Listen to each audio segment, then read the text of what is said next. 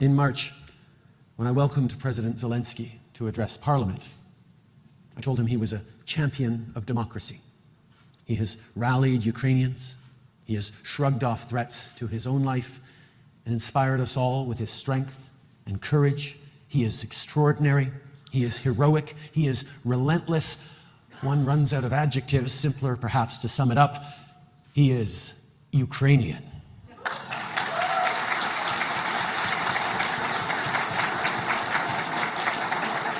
This is my first video update coming to you from Nicosia, Cyprus on this Tuesday morning. Let's talk about some news. And you saw the opening video clip of Trudeau speaking about his encounter with Zelensky. And he's reading a script, isn't he? He's acting. If you watch that segment carefully, and I think this is a recent speech that Trudeau gave, I'm not 100% sure about that, but I think it is a recent speech. But you can see that Trudeau is playing a part, that he's reading a script and he's acting out a role. He's playing the role of Canadian Prime Minister, and he's playing the role of Canadian Prime Minister who meets hero Zelensky. That's the script. That's the part that he's reading. And he is a terrible actor, and if you take a look at that video clip, you can see that he's just delivering his lines. That is all he is doing. And it seems like the collective West has just been overtaken by these actor/president prime ministers. Just kind of thinking to myself as I was walking down to the city center this morning, how did we end up in this situation where we have these wannabe thespians, these wannabe actors? Well, Zelensky is actually an established comedian and actor, but how we had these people enter politics and actually make it all the way up to leading countries is beyond me. But they're leading the countries right over a cliff, that's for sure. So Ukraine yesterday, well, it had perhaps one of the most devastating days since the special military operation started. And I will reference Alexander's video that he put up yesterday because he gets into more detail as to what happened in Ukraine. But I think calling it the most devastating day for Ukraine's infrastructure is not overstating things, because the Russians just hammered away with missiles on Ukraine's electric grid, on substations. They knocked out water supplies as well. The metro in Kiev was shut down and had to stop. And this is probably a terrifying time for innocent civilians in Ukraine, because this is the beginning, not the end of what could happen or what's about to happen. And you know, the 7 months of a special military operation, I think we all have to now agree that the special military operation, those first seven months, was indeed a special military operation. It was limited, and the Russians were very much hands-off with regards to the amount of damage they could inflict on Ukraine. They kept things very controlled and very limited, and were very careful to not escalate the conflict. But the West, the collective West, they had different plans, and they wanted escalation. They demanded escalation, and they taunted Russia at times as well. And now we're at a point where terrible things are about to happen. And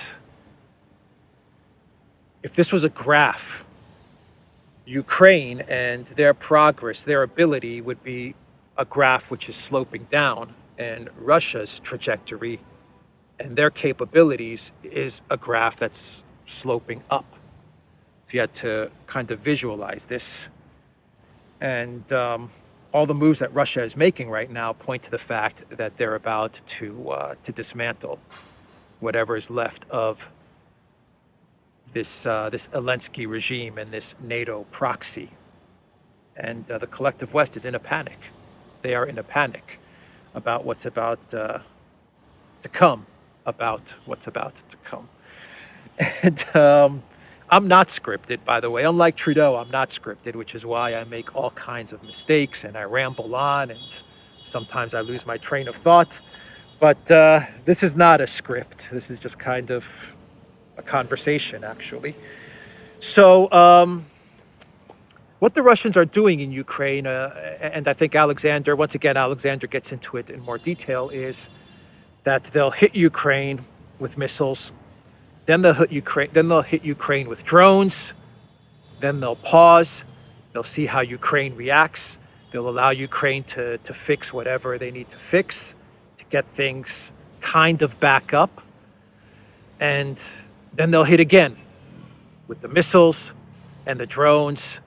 And this is getting to a point where Ukraine is just unable to fix stuff. They're going to be unable to repair the electric grid. They're going to be unable to get the parts to repair the electric grid. And eventually you're going to see a complete collapse in Ukraine's infrastructure.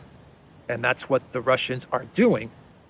Now, unfortunately, the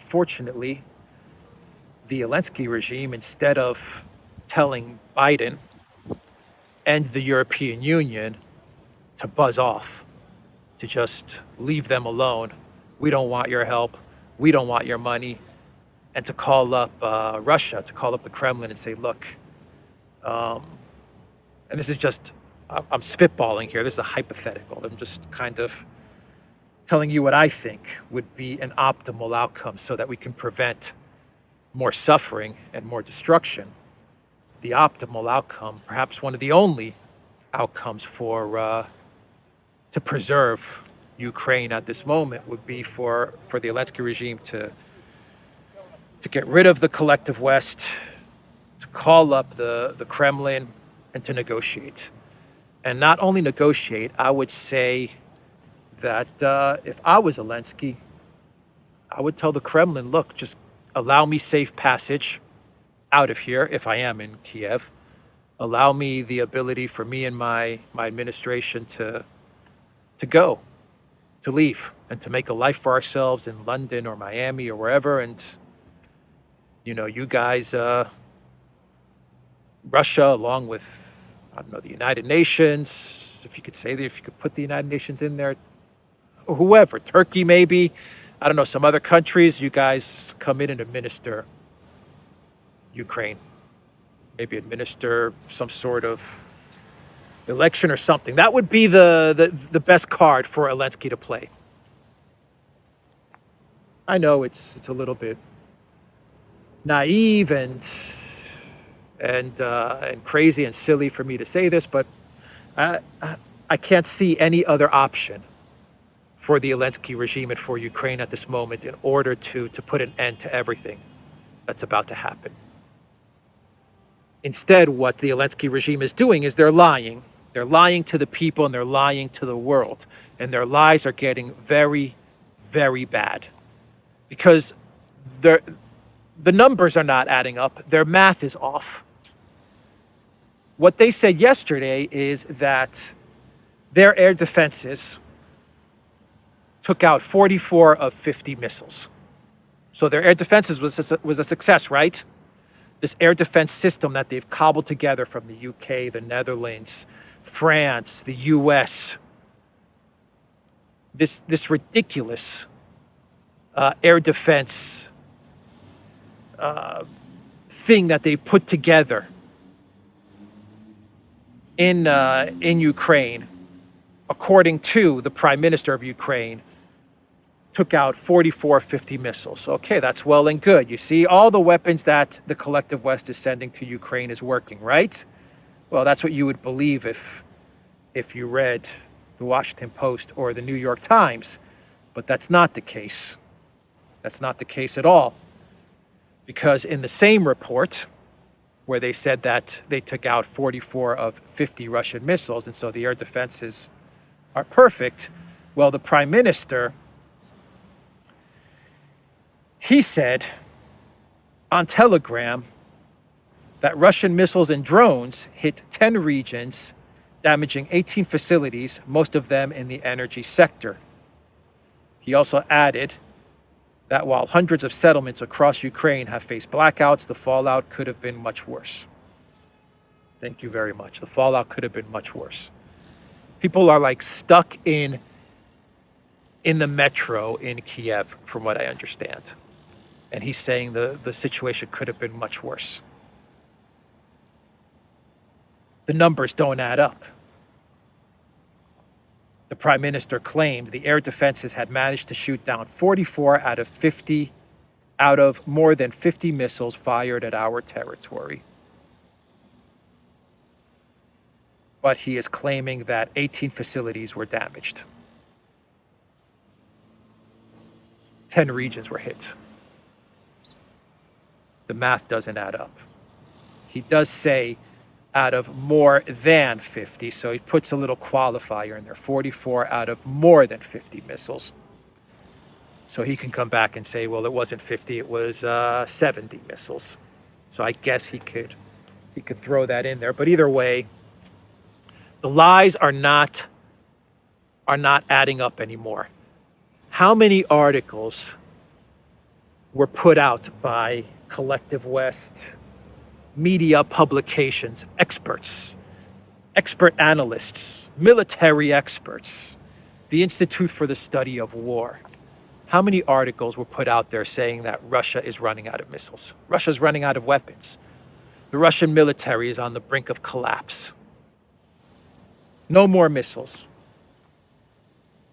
The Russian economy is in tatters, as Vander Crazy said, /pirate. The Russian economy is in tatters. I tell you, tatters.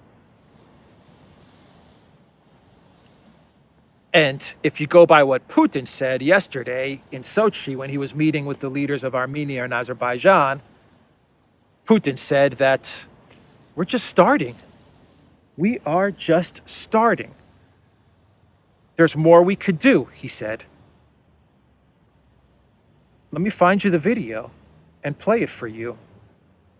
So he was in Sochi and he fielded a question from a reporter, and the reporter asked the strikes today, the missile strikes, because the drones are going to come next. The missile strikes today are they a response to Sevastopol, to what happened in Sevastopol? And Putin said this. Let me play it for you. Массированные удары по территории Украины ответом на недавние события в Севастополе. Спасибо. Отчасти так и есть. Но это не все, что мы могли бы сделать. Пожалуйста. Okay, so that was Putin answering a question from a reporter who asked, is this latest missile strike, is this in connection to what happened in Sevastopol, the drone attack? And Putin said, partly yes. But then he said, это не всё. And he said, there's more that we could do, or more that we could have done, or it's not all that we could do. He said, могли сделать. So, and then look at the video again and look at Putin's body language. Look at Putin's demeanor. And it says everything. He's in full control, confident of the operation and the outcome. We had a special military operation. Now Russia is moving on towards a war. And everything that happened with the grain deal is also the pullout is also indicative of what Russia is about to do in the direction of Odessa.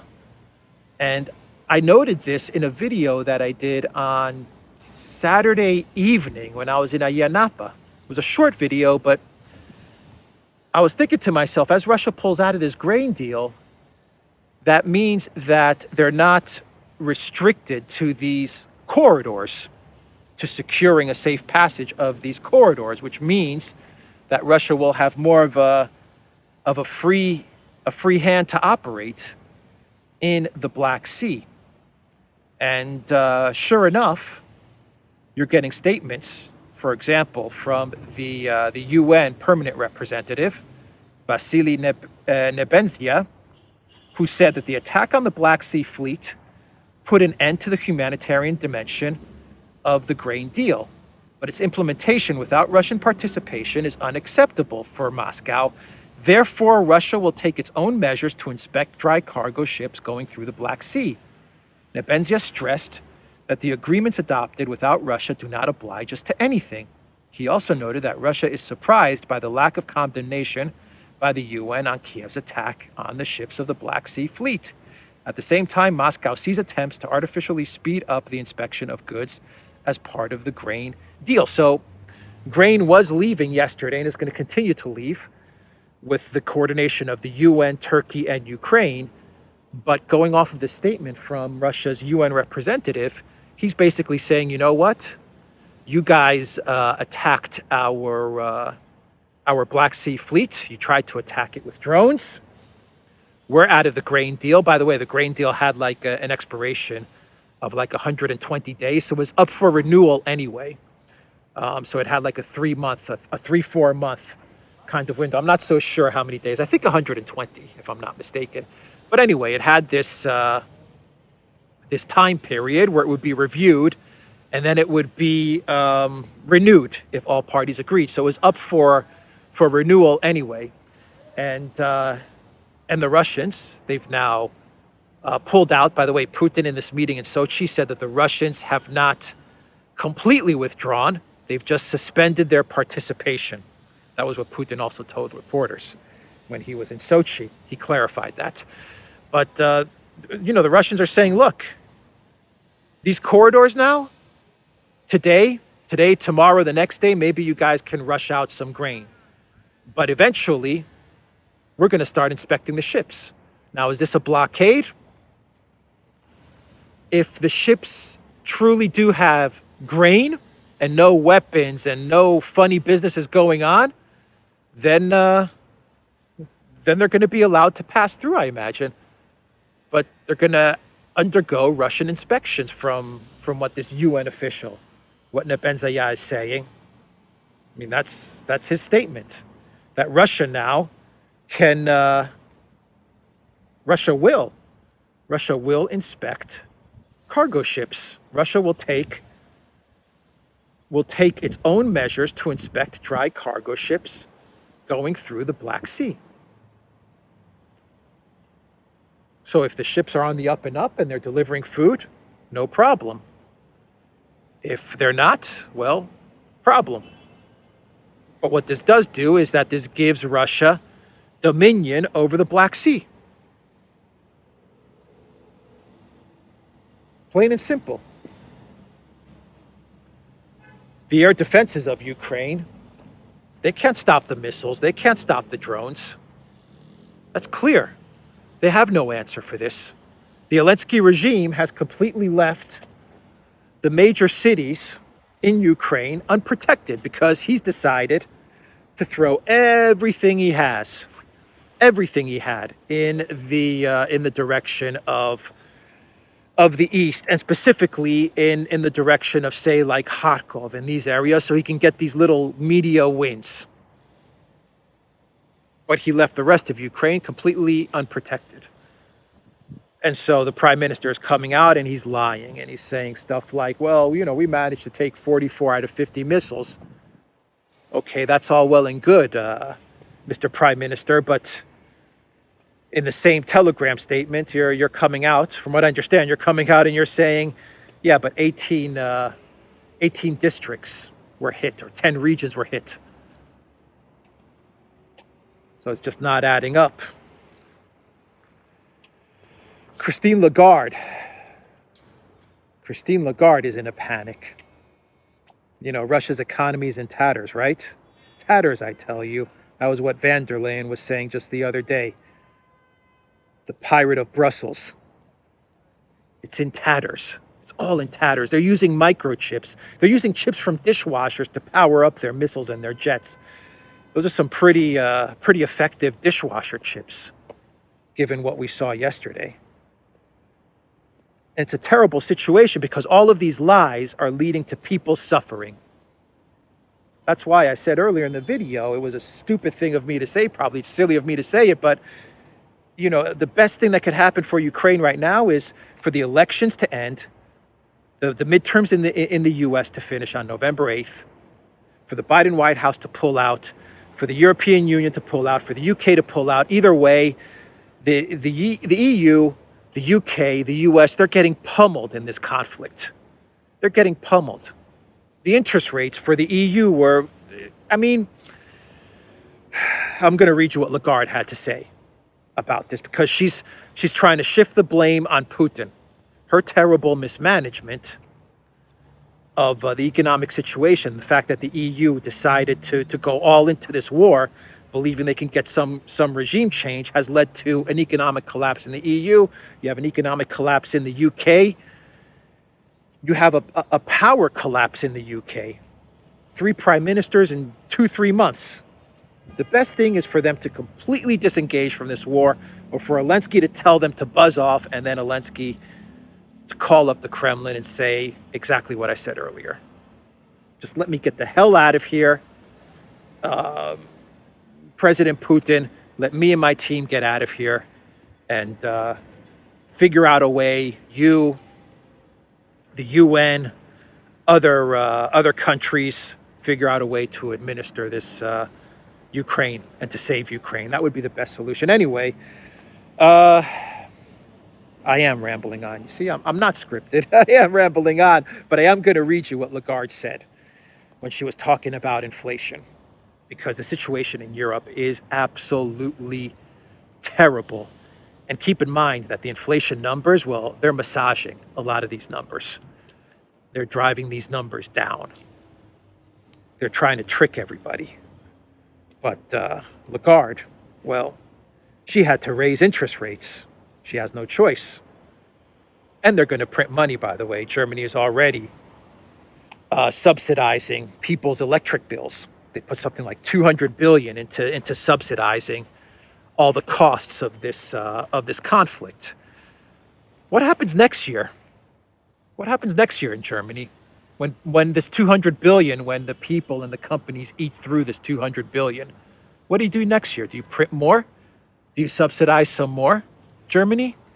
Because the problem is not going to be this winter if you keep going. The problem is going to be next winter. Lagarde said, the European, where am I? The European Central Bank, the ECB, has doubled its key interest rate to the highest level in more than a decade in an attempt to combat soaring inflation, ECB President Christine Lagarde has explained. In October, inflation in the Eurozone reached 10.7%, according to the official preliminary data released on Monday. In an interview with the Irish national broadcaster RTE on Friday. Now, keep in mind, Lagarde freaks out here. So she's speaking to RTE, the Irish national broadcaster, and she flips out because she knows she effed up. And what does she do? Instead of taking responsibility for her actions and saying we're a bunch of boneheads because we thought we could overthrow the Putin government and using Ukraine and its people as a proxy to do that, instead of her coming out and saying that, which we know she can't, but saying something along those lines, what does she do? She blames it on Russia. She blames it all on Putin. It was the sanctions. It was Lagarde and Van der Crazy's sanctions that caused this mess. Anyway, she was speaking to RTE on Friday, and she said, we do it, raising the interest rates, we do it because we are fighting inflation. That had pretty much come about from nowhere. Just magic. It came about from nowhere. Oh my God, inflation, where did that come from? It has nothing to do with 9-10 sanction packages, does it? Trying to put a cap on gas and oil. And now they're getting the orders from the US to cut off trade with China. But all of these economic problems, they're just coming from nowhere, out of the blue. You know, we're going to cut off trade from China because Bidenopolis. and for that I mean Jake Sullivan, is telling Europe to do that, and the dummies in the EU are going to do it. They're going to cut trade off with China. Anyway, look, I'm rambling. Lagarde said, "We did it because we are fighting inflation. That had pretty much come about from nowhere." She pointed to a speedier than expected economic rebound from the pandemic as a cause alongside the energy crisis caused by Mr. Putin, who has decided in an unjustifiable way to invade another country. Money printing and Putin, right? The ECB chief added, "That's what Putin, is trying to do, cause chaos and destroy as much of Europe as he can. This energy crisis is causing massive inflation, which we have to defeat." She went on to say that anybody who is behaving in that way has to be driven by evil forces, and that the sick Russian president is a terrifying person. Discussing her previous meetings with this Russian leader, Lagarde described him as an unbelievably super briefed person with flashing, freezing eyes. After expressing her views, Lagarde, however, stressed that she's just a central banker and shouldn't be saying all these things. Yeah, I'm just a central banker. Don't blame me. I'm just the person in charge of the entire EU's financial well-being. I'm just the person in charge. Don't blame me. Don't blame me that the company is falling apart. Don't blame me that this company is not making money, that it's losing money. I'm just the CEO. That's it. Don't blame me. And then she says that Putin's very well prepared. Her first statement, what I just read to you, she said that he's crazy and he's a maniac, but he's also well prepared and well briefed, right? What did she say? He's well briefed. So he's a well briefed, super briefed, not even well briefed, unbelievably super briefed is what she said. He's an unbelievably super briefed person. But he's sick as well. He's driven by evil forces. Projection, anybody? I'm going to say it for the millionth time. It wasn't the war in Ukraine that caused this. It was the sanctions that the European Union put on Russia, the 10 sanctions packages that they put on Russia, that has caused this collapse that we're seeing. And they're still at it. They're still trying to figure out a way to cap oil and cap gas. Qatar sent out a message to the EU, I believe to the EU and the US, but I specifically think they sent it to Vander Crazy. And they said, if you put a cap on energy, if you go down this route, you're not going to get anything. If you cap gas or oil or anything, we're gonna shut you guys down. That's what Qatar told the European Union. But there's no reverse gear. And now they're going after China. They're cutting off ties with China. And they can print all the money they want. Print all the money you want, Lagarde. Raise interest rates. Do whatever tricks you have up your sleeve. Quantitative easing or whatever other trickery you want to pull on the population. Massage the numbers as best you can, because the problem is with supply. Because the European Union has decided, simply put, to cut off all their avenues of supply. In some cases, they had the maybe I don't know how to say, maybe the US, the UK, and maybe sprinkle in a bit of Poland. They've decided that they're going to even blow up the pipelines in some instances. How's that for cutting off supply? Who knows who blew up that pipeline? The UK, it's done. Liz Truss, it's done. According to Kim.com. We still have to verify that tweet and that text, by the way. So it's not been verified, but it's done. I'm just saying that as kind of, it represents what happened with Nord Stream. Anyway, let's wrap this video up. I've rambled on long enough. And that's Lagarde, head of the ECB. Don't blame her. She's just a banker. She's just a banker. By the way, Putin, when he was speaking in Sochi, he also revealed that Gazprom was allowed to inspect the blast in Nord Stream. They weren't allowed to investigate, from what I understand, but they were allowed to inspect the blast. And he said it was an obvious act of terrorism. That's what he told reporters in Sochi. So that was also an interesting piece of information. The clown world is going to be a Biden video, but here's another clown world as well. And I'm warning everybody, it's going to be a Biden video. You've probably seen the video, by the way, but before I get to that video, there's this story coming out of Switzerland that a group of ex-Russian government officials in exile in Poland, as well as various oligarchs. For example, one of the big oligarchs that had Tinkoff Bank, he renounced his citizenship as well. This guy was worth like $8 billion, and because of all the sanctions, his net worth fell to like $1 billion. Anyway, he said that he's renouncing Russian citizenship as well.